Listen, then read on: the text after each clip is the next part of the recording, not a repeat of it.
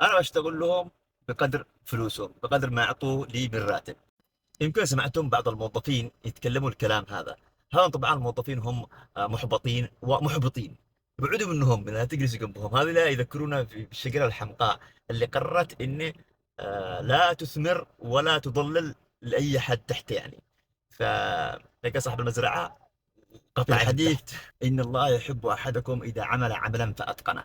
مسألة الإخلاص والأمانة لا تباع ولا تشترى بمادة.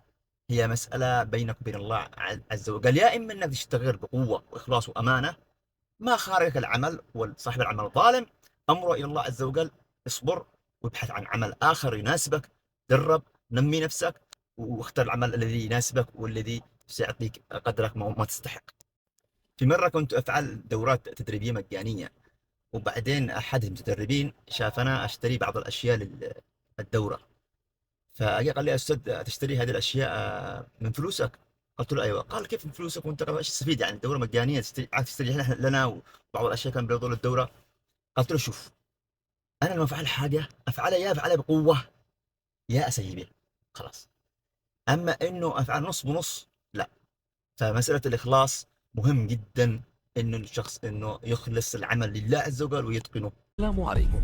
لا تنسوا الاعجاب بالفيديو والاشتراك في القناة تشجيعا لنا لنستمر بنشر المزيد إن شاء الله.